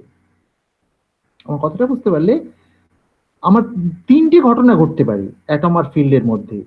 অ্যাটম আর ফিল্ড দুটোকেই ক্লাসিক্যাল অবজেক্ট ধরলে, যেটা ক্লাসিক্যাল ফিজিক্সের আন্ডারে পড়বে, সেটা আর আমরা পড়াবো না এখানে। আচ্ছা, এরপরে হচ্ছে কি, না ফিল্ডটা তোমার ক্লাসিক্যাল ইলেকট্রোম্যাগনেটিক ফিল্ড, কিন্তু atom is a quantum mechanical object. সেক্ষেত্রে তোমার তার মানে কি বলতো, একটা পার্ট হচ্ছে ক্লাসিক্যাল আর একটা পার্ট হচ্ছে কোয়ান্টাম মেকানিক্যাল। এবং এই যে অ্যাপ্রোচ, এই অ্যাপ্রোচটাকে আমরা বলবো সেমি ক্লাসিক্যাল অ্যাপ্রোচ। আর একটা কি বলতো, আর একটা হচ্ছে যেখানে অ্যাটমটাও কোয়ান্টাম মেকানিক্যাল অবজেক্ট আর ফিল্ডটাকেও কোয়ান্টাইজ করা হবে, অর্থাৎ কোয়ান্টাইজড ফিল্ড। এই কোয়ান্টাইজড ফিল্ড কেন বলছি, কারণ তোমরা অলরেডি ফিল্ড কোয়ান্টাইজেশন করে ফেলেছো, সুতরাং তোমাদের অসুবিধা হওয়ার কথা নয়। সুতরাং আমরা ফিল্ড কোয়ান্টাইজেশন করেও আমরা অ্যাটম ফিল্ড ইন্টারঅ্যাকশন করতে পারবো। অর্থাৎ একটা হবে ফুললি কোয়ান্টাম মেকানিক্যাল অ্যাপ্রোচ, আর একটা হচ্ছে semi classical approach. Semi classical approach মানে কি, যেখানে ফিল্ডটা হচ্ছে ক্লাসিক্যাল ফিল্ড আর অ্যাটমটাকে বলা হবে কোয়ান্টাম মেকানিক্যাল থিংস। আর ফুল কোয়ান্টাম মেকানিক্যাল অ্যাপ্রোচ মানে কি, যেখানে তোমার একটা হচ্ছে তোমার ফিল্ডটাও কোয়ান্টাম মেকানিক্যাল অর্থাৎ কোয়ান্টাইজ ফিল্ড, আর হচ্ছে অ্যাটমটাও তোমার কোয়ান্টাম মেকানিক্যাল অবজেক্ট। আমি দুটো অ্যাপ্রোচই পড়াবো, কেমন। দুটো অ্যাপ্রোচই পড়াবো, সুতরাং ডোন্ট ওরি, আমি দুটো অ্যাপ্রোচই পড়াতে চলেছি। কেমন? আচ্ছা, আজকে আমি যেটা পড়াতে চলেছি সেটা হচ্ছে যে, ও সরি, বেরিয়ে গেল বলে। আচ্ছা, আমি তাহলে আরেকটা নতুন স্লাইড খুলি বরঞ্চ। আচ্ছা, তোমাদের কোনো কোশ্চেন আছে এখন? হ্যাঁ, no question? Atom field interaction কোথায় রে বাবা? Any question? নেই? আচ্ছা আচ্ছা, তোমরা কি এই নতুন স্লাইডটা দেখতে পাচ্ছ? এমিশন, অ্যাবজর্পশন, এই সমস্ত? হ্যাঁ স্যার। আচ্ছা আচ্ছা, তাহলে ঠিক আছে। আচ্ছা বেশ, আমি অ্যাটম ফিল্ড ইন্টারঅ্যাকশনটা করাচ্ছি। আমি তাহলে তোমরা আমার উদ্দেশ্যটা বুঝতে পারলে, যে আমি বলছিলাম যে যদি একটা ইলেকট্রোম্যাগনেটিক ফিল্ড অ্যাটমের সাথে ইন্টারঅ্যাক্ট করে কি ঘটবে, তুমি ক্লাসিক্যালি অলরেডি সেটা পড়াশোনা করে এসছো যে পোলারাইজেশন হয়, তাই তো? আচ্ছা, এখন আমি দুটো আলাদা অ্যাপ্রোচে করব। একটা হচ্ছে অ্যাটমটাকে আমি সবসময় কোয়ান্টাম মেকানিক্যাল অবজেক্ট ধরছি, আর একবার ফিল্ডটাকে ক্লাসিক্যাল ধরবো, আর একবার ফিল্ডটাকে কোয়ান্টাইজ ধরবো। এবং এক্ষেত্রে আমরা যেটা করব সেটা হচ্ছে যে কেবলমাত্র একটা অ্যাটম এবং একটা মোড ইলেকট্রোম্যাগনেটিক ফিল্ড, সেই রকম একটা ভাববো আমি। মানে অনেকগুলো অ্যাটম আছে, তাদের মধ্যে নানান রকমের ইন্টারাকশন আছে, এইসব কথা ভাবছি না। আমি কেবলমাত্র একটা অ্যাটমের কথা ভাবছি। হতে পারে অনেক অ্যাটম আছে, কিন্তু সেই অ্যাটমগুলো কারোর সাথে ইন্টারাক্ট করছে না, কেবল একটা অ্যাটমই তোমার ফিল্ডের সাথে ইন্টারাক্ট করছে। হ্যাঁ, তুমি বলবে যে এটা কি এরকম কি করে সম্ভব? ইয়েস, এটা আইডিয়াল কেস। কেমন? আইডিয়াল কেসের উপরে বেস করেই তো আমরা থিওরি তৈরি করে থাকি। তাহলে আইডিয়াল সিচুয়েশন আমি বলছি যে one atom is interacting with a single mode of the electromagnetic field. Single mode মানে কি? তার ফ্রিকোয়েন্সি ওমেগা, একটাই ফ্রিকোয়েন্সি আছে। কেমন? একটাই মোড মানে কি? একটাই ফ্রিকোয়েন্সি আছে। এবং ফিল্ডটা কিরকম বলতো? Classical field. এই যে ব্যাপারটা, সেই ব্যাপারটাকে আমরা বলে থাকি, যে মডেল দিয়ে আমরা ক্যালকুলেশন করি, সেই মডেলটার নাম হচ্ছে, আমি এটা পরে আসবো কিছুটা এই থিওরির মধ্যে, সেই মডেলটার নাম হচ্ছে রাবি মডেল। বুঝেছো? রাবি মডেলটা কি বলতো? রাবি মডেল হচ্ছে যেখানে একটাই মাত্র অ্যাটম আছে এবং একটাই ইলেকট্রোম্যাগনেটিক ফিল্ড আছে, যার ফ্রিকোয়েন্সি হচ্ছে ওমেগা। এবং এই যে ব্যাপারটা হলো, আমার কথাটা আমি রিপিট করছি বারবার, a single atom along with a single mode of the electromagnetic field. Come on, এই যে problem, this problem can be solved in an exact manner, অর্থাৎ এটাকে এক্সাক্ট সলিউশন বার করা যায়। কোয়ান্টাম মেকানিক্সে তো খুব কম সলিউশনই এক্সাক্ট হয়, কিন্তু ফরচুনেটলি এই সলিউশনটা এক্সাক্ট সলিউশন হয়। তোমরা কুটি কয়েক সলিউশন বলতে পারো যেগুলো এক্সাক্ট করে এসছো, কয়েকটা পোটেনশিয়াল স্টেপ, তারপরে তোমার পার্টিকুলার বক্স ইত্যাদি ইত্যাদি, হারমোনিক অসিলেটর, হাইড্রোজেন অ্যাটম ইত্যাদি ইত্যাদি করে এসছো। ঠিক সিমিলারলি এখানে আমরা যেটা করছি কি, একটা এক্সটার্নাল ইলেকট্রোম্যাগনেটিক ফিল্ড, যে ফিল্ডটাকে আমরা ক্লাসিক্যাল ফিল্ড ধরবো, আর হচ্ছে তোমার অ্যাটমটাকে আমরা বলবো কোয়ান্টাম মেকানিক্যাল অবজেক্ট। এবং অ্যাটমটাকে আমরা যখনই কোয়ান্টাম মেকানিক্সে ট্রিট করব, তার মানে অ্যাটমের কিছু স্টেটস আছে, সেই স্টেটগুলোর এইরকম ভাবে লেখা হয়েছে। দুটো স্টেট আছে মনে করো, একটা হচ্ছে এই এনার্জেটিক্যালি লোয়ার স্টেট, যেটা হচ্ছে জি, এটা এনার্জেটিক্যালি হায়ার স্টেট ই। অর্থাৎ এর এনার্জি যদি ইজি লেখো, ইজি হচ্ছে এর এনার্জি, আর এটা হচ্ছে ই এনার্জি। তাহলে এদের মধ্যে যে gap, energy between two levels, অর্থাৎ কি, e minus e g equal to cross h omega zero, তাই তো? সেই ওমেগা জিরোটা কি বলতো? এই ওমেগা জিরোটা হচ্ছে তোমার, ওমেগা জিরো হচ্ছে ট্রানজিশন ফ্রিকোয়েন্সি বা resonance frequency between two levels. অর্থাৎ যদি ওমেগা জিরো কোনো ফ্রিকোয়েন্সি এর মধ্যে পড়ে, তাহলে সেটা রেজোন্যান্স হবে। আর এখানে ফিল্ড যেটা দেওয়া হচ্ছে, সেই ফিল্ডের ফ্রিকোয়েন্সি হচ্ছে ওমেগা। আমার কথা বুঝতে পারলে? অর্থাৎ আমি যে ফিল্ডটা ইউজ করছি, সেই ফিল্ডের ফ্রিকোয়েন্সি হচ্ছে ওমেগা, আর ওমেগা জিরো হচ্ছে তোমার, this is the frequency gap between two levels. খুব স্বাভাবিকভাবে যদি ওমেগা জিরোর সাথে সমান হয় তখন তোমরা বলো রেজোন্যান্স কন্ডিশন, আর যদি সমান না হয় তাহলে তোমরা বলো যে there is a gap between two energy, অর্থাৎ ওমেগা মাইনাস ওমেগা জিরো বা h cos h omega zero minus omega, এটি হচ্ছে কস এইচ ডেল্টা। ডেল্টাটাকে তোমরা কি বলো? ডেল্টাটাকে বলো ডিটিউনিং। অর্থাৎ টিউনটা মানে কি? টিউন মানে হচ্ছে যেটা হচ্ছে তোমার অন রেজোন্যান্স, আর ডিটিউন মানে কি? মানে রেজোন্যান্স থেকে বাইরে রয়েছে, অর্থাৎ ডিটিউন। অর্থাৎ ডিটিউনিংটা হচ্ছে ডেল্টা। যদি ডিটিউনিংটা জিরো হয়ে যায়, ডেল্টাটা জিরো হয়ে যাওয়ার অর্থ কি? Omega equal to omega zero হয়ে যাবে। আমার কথাটা বুঝতে পারলে? যে I am talking about a two level atom with energy level g and e. Energetically higher level হচ্ছে ই, এনার্জেটিক্যালি লোয়ার লেভেল হচ্ছে g, and the gap between two levels, energy gap between two levels, সেটা কত হবে? E minus Eg, which is equal to cos h omega 0, and we are applying a single mode of the electromagnetic field of frequency omega. এই হচ্ছে situation.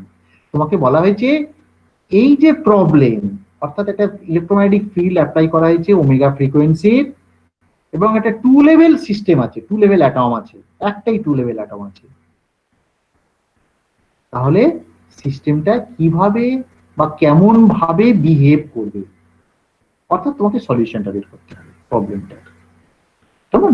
এই প্রবলেমটার সলিউশনটা বের করতে হবে। এই যে পার্টিকুলার প্রবলেম, অর্থাৎ a single two level atom interacting with a single mode of the classical electromagnetic field is termed as Rabi model. এই রাবি মডেলটা কিন্তু এক্সাক্ট সলিউশন দেয়, কেমন? আমি বারবার রিপিট করছি, সুতরাং I am talking about the Rabi model, কেমন? তাহলে রাবি মডেল যখনই হয়ে গেল তখন আমাকে দেখতে হবে যে আমি কি করে সলিউশন বের করব। সলিউশন বের করা মানে আর কিছু নয়, সেটা কি হবে বলতো? যে আমি এখানে যেটা করব, যে অ্যাটম তো যেহেতু কোয়ান্টাম মেকানিক্যাল অবজেক্ট, আমি তো সলিউশন বের করবো মানে কি অ্যাটমের পার্টিকুলার কি হবে ঘটবে সেটা আমি দেখতে চলেছি। একটা টু লেভেল অ্যাটম কি ঘটবে যদি ইলেকট্রোম্যাগনেটিক ফিল্ড অ্যাপ্লাই করা হয়, এটা আমাকে স্টাডি করতে হবে। করতে গেলে কি করবে তুমি?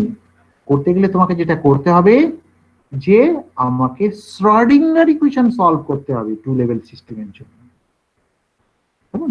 শ্রোডিঙ্গার ইকুয়েশন সলভ করতে হবে, করে আমাকে বলতে হবে যে দিস উইল হ্যাপেন। কারণ আমি ওয়েভ ফাংশনটা বার করতে পারলে আমি সব কিছু বের করতে পারবো, এটাই হচ্ছে আমাদের মূল কথা, তাই তো? তাহলে আমাকে প্রথমে যেটা করতে হবে, শ্রোডিঙ্গার ইকুয়েশন কনস্ট্রাক্ট করতে হবে। শ্রোডিঙ্গার ইকুয়েশন কনস্ট্রাক্ট কি করে করো তোমরা? না, প্রথমেই যেটা করতে হয় সেটা হচ্ছে হ্যামিল্টনিয়ানটাকে লিখতে হয়। এখানে হ্যামিল্টনিয়ানটা কি বলতো? হ্যামিল্টনিয়ানটা হচ্ছে যদি ইন্টারাকশন না থাকে তখন একটা হ্যামিল্টনিয়ান, যেটাকে তোমরা বলো আনপার্টার্ব পার্ট অফ দি হ্যামিল্টনিয়ান। আর যদি ইন্টারাকশনটাকে ঢুকিয়ে নাও তখন তোমরা কি বলো? সেটাকে বলো পার্ট অফ দি হ্যামিল্টনিয়ান। আনপার্টার্ব এবং পার্টার্ব এই দুটো মিলিয়ে তোমরা বলো যে this is the total Hamiltonian, তাই তো? তাহলে আমি টোটাল হ্যামিল্টনটা লিখে ফেলি।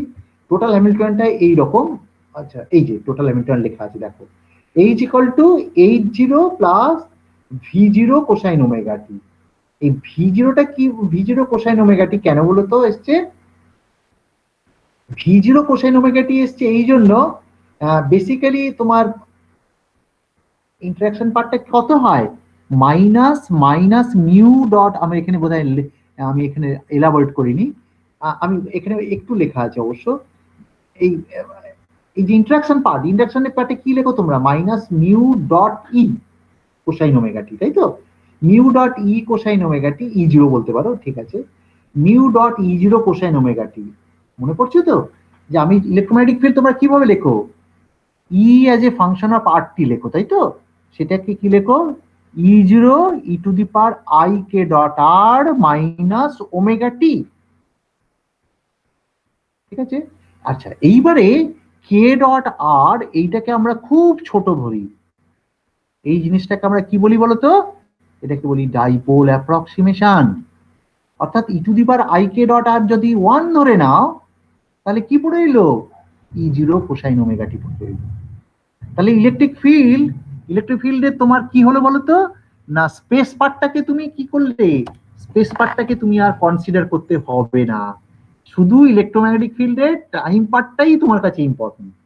তাহলে টাইম পার্টটা কার মধ্যে দিয়ে ঢুকবে, E0 e⁻i⁻t থ্রু দিয়ে আসবে, অর্থাৎ E0 কোসাইন ওমেগা টি, আমি কমপ্লেক্স পার্টটা বাদ দিয়ে দিলাম, তার মানে E0 কোসাইন ওমেগা টি, কারেক্ট? তার মানে আমার আলটিমেটলি কত হবে, মাইনাস মিউ ডট ই, এটা হচ্ছে interaction hamiltonian, minus mu dot e, এটা হচ্ছে ইন্টারঅ্যাকশন হ্যামিল্টনিয়ান। তাহলে ই এর জায়গায় কি বসাবে, E0 কোসাইন ওমেগা টি, তাহলে কি দাঁড়ালো, ইন্টারঅ্যাকশন পার্ট কত দাঁড়ালো, minus mu dot E0 cosine omega t. আমাদের তাহলে ফ্রি ফিল্ড পার্ট কত ছিল, H0 ছিল, তাই তো? আচ্ছা, minus mu dot E0, minus mu dot E0 এর বদলে তোমার V0 লেখা হয়েছে, বুঝতেই পারছো, V0 কোসাইন ওমেগা টি। মনে হয় তোমাদের আর কিছু বলার দরকার নেই। This is the Hamiltonian of the system, যেখানে এইটাকে বলা হচ্ছে আনপার্ট অফ পার্ট, এটা হচ্ছে পার্ট অফ পার্ট।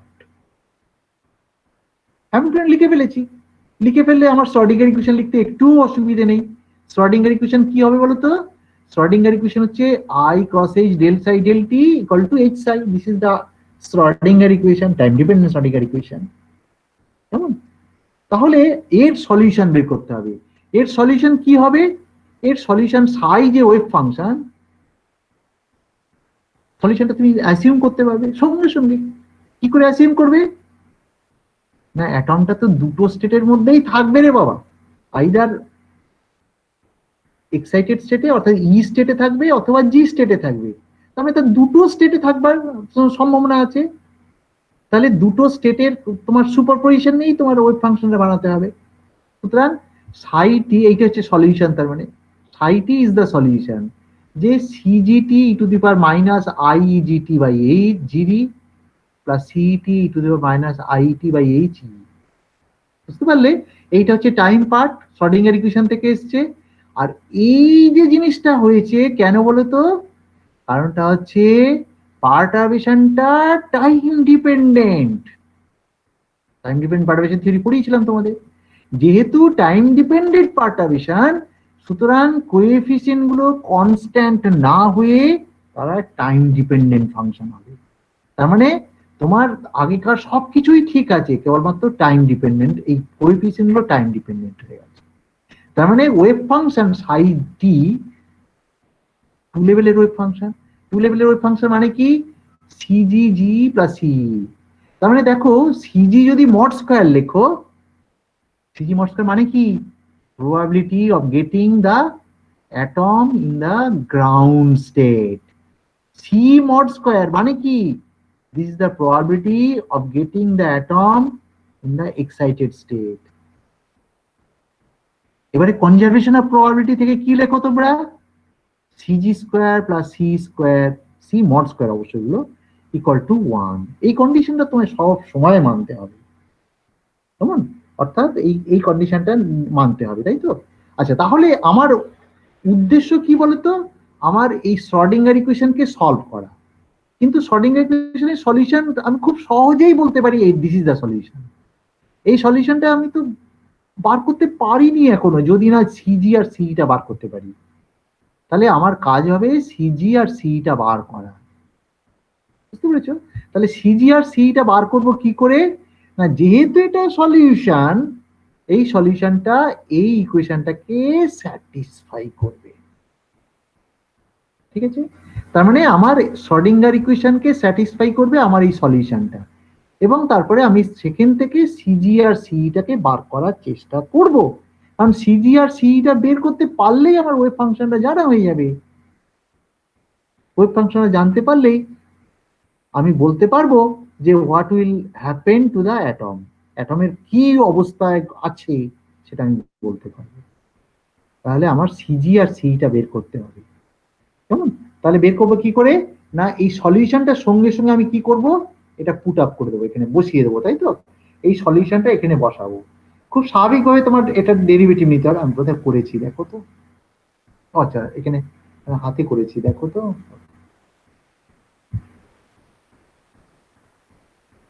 আচ্ছা দেখো আমি সাইটি ইকুয়াল টু, তোমরা কি দেখতে পাচ্ছ এটা বড় হবে কি আর, না পুরো হবে না, না একটু বোধ হবে। আচ্ছা, এটা দেখতে পাচ্ছ তোমরা আমার হাতের লেখাটা? না স্যার, হ্যাঁ, পাচ্ছি না। পাচ্ছ না? ক্যালকুলেশন বলে একটা হোয়াইট বোর্ড শো করছে। ও আচ্ছা, তারপরে এটা আসেনি? আচ্ছা দাঁড়াও এক মিনিট, হোয়াইট বোর্ড শো করতে ক্যালকুলেশন বলে। আচ্ছা আচ্ছা, কি এটা এলো না, আমি হাইপার লিঙ্ক করেছিলাম যে। আচ্ছা দেখি আরেকবার দেখি, ওহো বেরিয়ে গেল নাকি? আচ্ছা এইটা দেখতে পাচ্ছ ক্যালকুলেশন লেখা আছে তাই না? হ্যাঁ হ্যাঁ স্যার। আচ্ছা ঠিক আছে, দেখি এবারে আমি হাইপার লিঙ্ক করলে আসছে না কেন? আচ্ছা হাইপার লিঙ্ক, ওকে। দেখো তো এবারে আমার হাতের লেখাটা পাচ্ছ কিনা? না স্যার। ও আচ্ছা, তাহলে আমি আলাদা করে দেখাচ্ছি, তাহলে দাঁড়াও, ঠিক আছে। এটা হাইপার লিঙ্কে এলো না তার মানে, ঠিক আছে বেশ, আমি ওটা দেখি আলাদা করে দেখাই তোমাদের, ক্যালকুলেশনটাই আলাদা করে দেখাচ্ছি। আচ্ছা ব্যাটারি,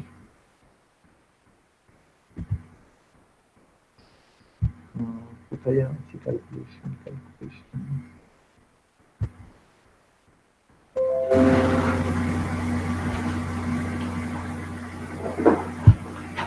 আচ্ছা তোমরা এবারে হাতের লেখাটা দেখতে পাচ্ছ কি নাকি আরেকবার দেখাতে হবে অন্যভাবে? পাচ্ছ না? না স্যার, দেখতে পাচ্ছি না। না না। আচ্ছা আচ্ছা, তাহলে আমি এটাকে আরেকবার লিঙ্ক করে দেবো। করতে হবে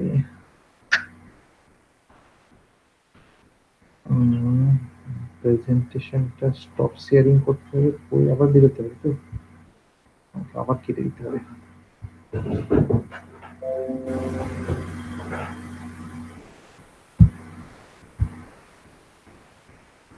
Present now window, okay, share। আচ্ছা এবার হাতের লেখাটা দেখতে পাচ্ছ? হ্যালো, এবার দেখতে পাচ্ছ? হ্যাঁ হ্যাঁ স্যার। হ্যাঁ, আচ্ছা আমি একটু বড় করার চেষ্টা করি, দেখি আমি বড় হবে কিনা কি জানি। আচ্ছা দেখো, আমি বললাম আমি শর্টিং এর ইকুয়েশনে বসিয়ে দেবো, এইটা সলিউশনটা তাই না? Psi t equal to CG e to the power minus i GT H G C, অবশ্যই এগুলো সব টি এর ফাংশন, কিন্তু কেমন আমি টি এর ফাংশনটা লিখিনি এখানে, C as a function of t e to the power minus i t by H E, এটি তো সলিউশন ছিল। তাহলে ডেল সাই ডেল টি করে নিলে, ডেল সাই ডেল টি করলে কি হবে, সিজি ডট, জাস্ট এইটা ডেরিভেটিভ নেবে টাইমের রেসপেক্টে, c g dot minus c g i e g by h, তোমরা বুঝতেই পারছো এটা কিভাবে করতে হবে, তাই তো? ঠিক সিমিলারলি এটার ক্ষেত্রেও টাইম ডেরিভেটিভ নিলে, তাহলে i cross H del psi del t, অর্থাৎ এখানে একটা সাই এর কেট বসবে, কেমন আমি এটা লিখতে ভুলে গেছি। তাহলে এই আই ক্রস এইচ দিয়ে গুণ করে নিতে হবে শুধু। আবার এইচ সাইটা তুমি আলাদা করে বের করে নাও, এইচ সাই ইকুয়াল টু কত, এইচ জিরো সাই প্লাস ভি সাই।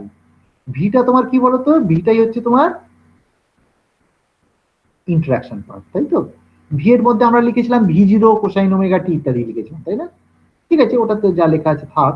আচ্ছা এরপরে দেখো এইচ জিরো প্লাস ভি, ভিটা হচ্ছে ইন্টারাকশন পার্টটা। তাহলে এইচ জিরো যখন সাইয়ের উপরে অপারেট করবে, ফর এক্সাম্পল আমি দুটো পার্টে আলাদা করে দিয়েছি, H zero plus V operating on Sai. H zero যে সাইয়ের উপরে অপারেট করে, সাই মানে কি, সাই মানে হচ্ছে সিজি জি ইত্যাদি ছিল তো, সাই মানে তোমার কি ছিল, সাই মানে হচ্ছে তোমার সিজি জি ইত্যাদি ছিল। এই যে এইচ জিরো অপারেটিং অন সাই, তার মানে এইচ জিরো এর উপরে কাজ করবে না, সরাসরি এইচ জিরো কোথায় চলে আসবে, এইচ জিরো জি এর উপরে চলে আসবে, কেমন? এইচ জিরো জি এর উপরে কাজ করার অর্থ কি, এইচ জিরো যদি অপারেট করে জি এর উপরে, এইচ জিরো তোমার কি হয়, এইচ জিরো হচ্ছে পার্ট অফ দি হ্যামিল্টনিয়ান। তার আইগেন স্টেট গুলো কোনগুলো, না জি ই, এগুলো হচ্ছে আইগেন স্টেট, কারণ যখন পার্টারবেশন নেই তখন অ্যাটমের দুটো স্টেট ছিল, ই এবং জি। ই এবং জি তার মানে কি, তাদের যে এনার্জি, সেই এনার্জিটা basically eigen value of the Hamiltonian. এই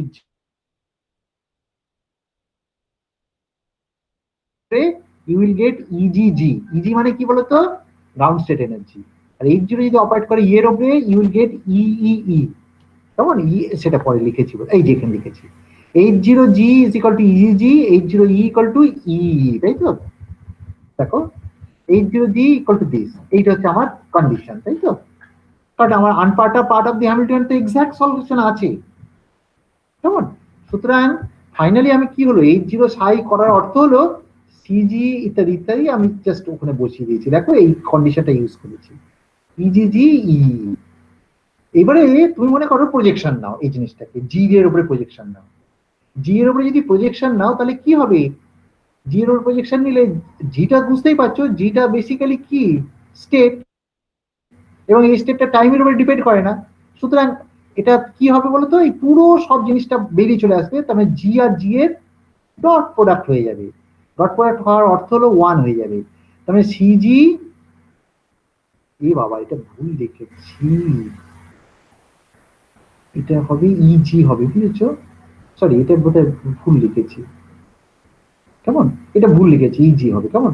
জাস্ট বুঝতেই পারছো, জি এর উপরে ডট প্রোডাক্ট নিচ্ছি, তাহলে c g e to the power minus i e g t by h e g হবে এটা।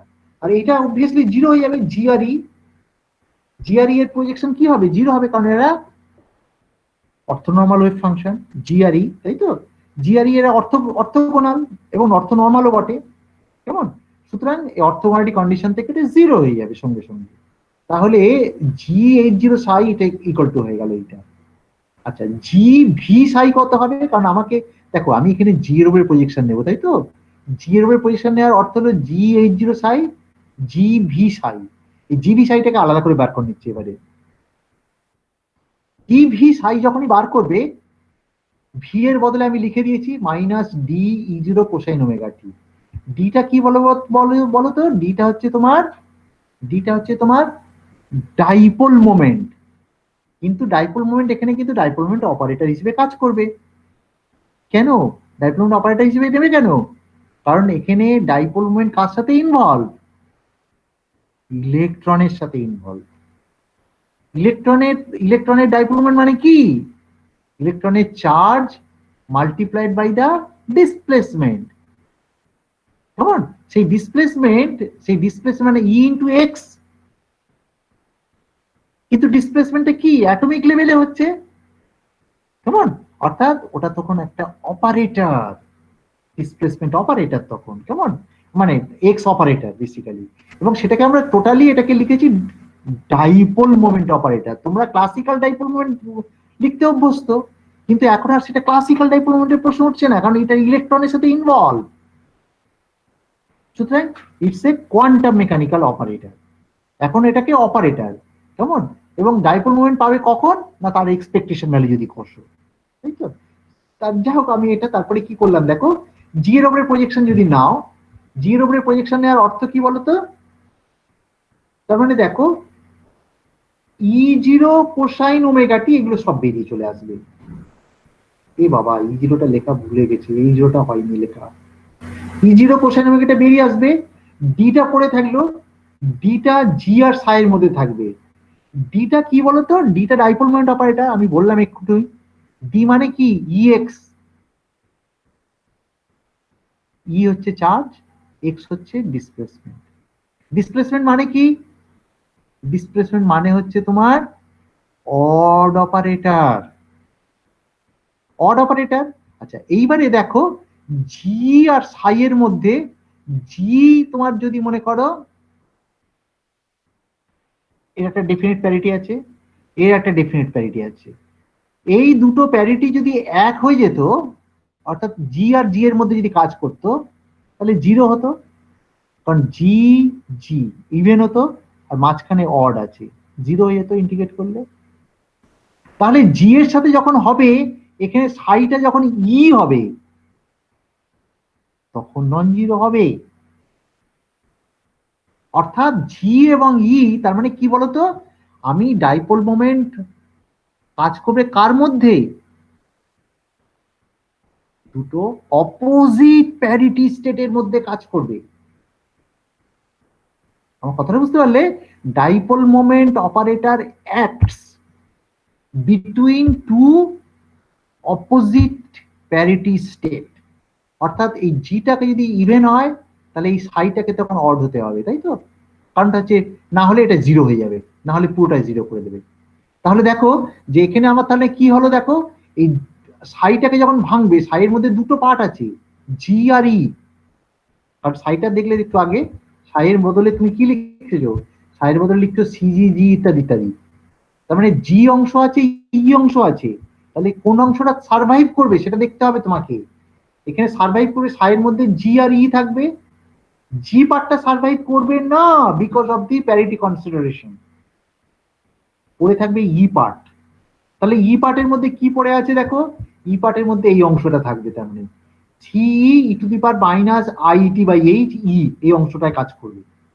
তার মানে এখানে পড়ে থাকবে, এখানে সাইয়ের বদলে c e to the power minus i t by h থাকবে। দেখো এখানে তাই লিখেছি, c e to the power i t by h cosine omega t e zero একটা থাকবে, সরি এটা ই জিরো একটা থাকবে, বুঝেছো, ই নয়। এইটাই, এটা গোলমাল হয়ে গেছে বোধ হয়, এটা এটা এটা এটা এটা গোলমাল হয়ে গেছে। এনিওয়ে জাস্ট তোমাদের এটা তোমার নিজেরা হাতে কষলেই বুঝবে।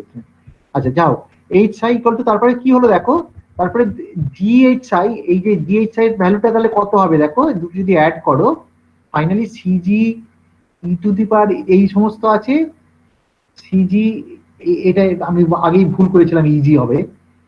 এই পার্টটা এই পার্টের সাথে কেটে যাবে এবং জাস্ট ইউ পুট ইট, এটা শর্ডিংয়ের ইকুয়েশনে বসিয়ে দিলেই হবে, তাই তো? এটা i cross H del psi del t H psi, এটা এই শর্ডিংয়ের ইকুয়েশনে বসানো হয়েছে এবং প্রজেকশন নেওয়া আছে জিডি বোথ সাইডে নিলে ফাইনালি তুমি যেটা পাবে i cross H CD dot C dot CG dot V cosine omega t. V মানে কি বলতো, minus DG E zero, E zero একটা ভেক্টর থাকবে। তাহলে দেখো এই ভিটা মানে কি বলতো, ভিটা মানে হচ্ছে তোমার ইন্টারঅ্যাকশন এনার্জি পার্ট, কারণ এটা ফিল্ড, এটা হচ্ছে ডাইপোল মোমেন্ট অপারেটর। অর্থাৎ তুমি যদি ক্লাসিক্যালি ভাবতে, এটা ডাইপোল মোমেন্ট মিউ ডট ই, এটাকে তোমরা কি বলো, এটাকে এনার্জি ডাইমেনশন বলো, তাই তো? বেসিক্যালি এটা ইন্টারঅ্যাকশন এনার্জি, তার মানে এটা ইন্টারঅ্যাকশন এনার্জি পার্ট হিসেবেই আছে বেসিক্যালি ভিটার মধ্যে, কেমন? তাহলে সিজি ডট তাহলে কত হলো, minus i by cross H V cosine omega t e to the power minus i, ওই এটা সাইড চেঞ্জ করে নেওয়া হয়েছে, নিলে দেখবে ই এটা হচ্ছে তোমার e to the power minus i omega zero t C, যেখানে cos h omega zero is equal to e minus e g. আমাদের যে রাবি যে মডেলটা দেখিয়েছিলাম তাতে দেখবে এটা ছিল cos h omega zero equal to e minus easy. তাহলে ফাইনালি আমি পেলাম কি, CG dot equal to this, কেমন? আমি এবারে বইয়ের এটা চলে যাই, ফেরত যাই। তাহলে দেখো CG dot equal to this, এইটা পেলাম, তাই তো? আর এবারে বইতে আমি কি লিখেছিলাম, আচ্ছা বইয়ের পার্টটা দেখতে পাচ্ছ কি এবারে? আচ্ছা সরি সরি সরি সরি, কোথায় গেল এটা আমার, তো এটা আমার দরকার নেই তো।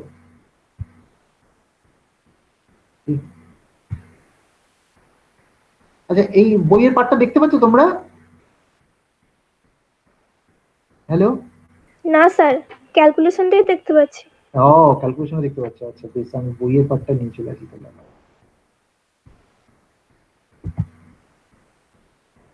আচ্ছা তাহলে ক্যালকুলেশনটা দেখে নাও, তাহলে দেখার পরে এবারে বইয়ের পার্টে আবার চলে আসছি আমি।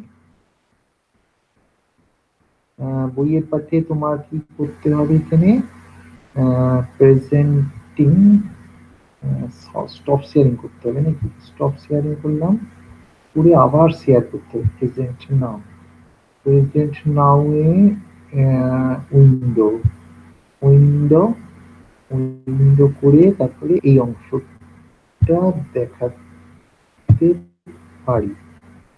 ইয়েস, এবার বইটা দেখতে পাচ্ছ তো? হ্যাঁ স্যার। হ্যাঁ দেখো আমি এই যে অঙ্কটা হাতে করেছিলাম সেটা দেখো এইটাই আছে, CG dot equal to minus i cross H V cosine omega t to the power minus i omega t C, যেখানে সিজি আর সিই এটা বার করতে হবে আমাকে। ঠিক সিমিলারলি যদি প্রজেকশনটা ই এর রেসপেক্টে নিতে তাহলে তুমি সি ডট পেতে, C dot equal to this. তার মানে এটা বুঝতেই পারছো, সিজি ডট বের করতে গেলে সিই জানতে হবে, সি ডট বের করতে গেলে সিজিটা জানতে হবে আবার। তার মানে এটা কাপল ডিফারেন্সিয়াল ইকুয়েশন। অবশ্যই একটা ফরচুনেট ব্যাপার হচ্ছে ফার্স্ট অর্ডার কাপল ডিফারেন্সিয়াল ইকুয়েশন করে সলভ করবে। এটা তো সলভ করার পদ্ধতি তোমাদের জানা নেই খুব স্বাভাবিকভাবেই, কেমন? এটা সলভ করতে গেলে এটা খুব বিপদ। কি বিপদ বলো তো? কারণটা হচ্ছে যে এখানে যে কোএফিসিয়েন্ট, সেই কোএফিসিয়েন্ট আবার টাইম ডিপেন্ডেন্ট কোএফিসিয়েন্ট, অর্থাৎ differential equation with variable coefficient পেয়ে বসে আছো। এটা কিন্তু খুব সুখকর নয় সলভ করার পক্ষে, কেমন? তাহলে এটাকে কি করে তুমি ট্যাকল করবে? ট্যাকল করার জন্য আমাদের যেটা করতে হয় সেটা হচ্ছে একটা ট্রিক ইউজ করতে হয়। আচ্ছা, তোমাদের মনে হতে পারে যে এটা এমন কি স্যার, এটা তো একবার ডিফারেন্সিয়েট করলেই ডবল ডেরিভেটিভ নিলে সিজি ডবল ডট হয়ে যাবে, করে এটাকে করে দেওয়া যাবে, তাই না? এটা তোমাদের মনে আসতে পারে, স্বাভাবিকভাবে তোমরা এইভাবে ভাবতে অভ্যস্ত, কিন্তু না, পারবে না। কেমন? চেষ্টা করে দেখো বাড়িতে যে এটাকে তুমি কেন বলছি এই কথা বলো তো? কারণ এটা হচ্ছে কাপল ডিফারেন্সিয়াল ইকুয়েশন। তুমি তো আগে ডিকাপল করতে হবে ডিফারেন্সিয়াল ইকুয়েশন গুলোকে। ডিকাপল করতে গেলে তোমার একমাত্র মনে হবে যে এটা যদি ডাবল ডেরিভেটিভ নেই করলে তাহলে সি এর বদলে এখান থেকে বসিয়ে দেবো। ইউ ক্যান ট্রাই, কিন্তু তুমি পারবে না। কেমন? সে পারবে না বলেই আমরা অন্য ব্যবস্থা নিচ্ছি। কি ব্যবস্থা নিচ্ছি দেখ।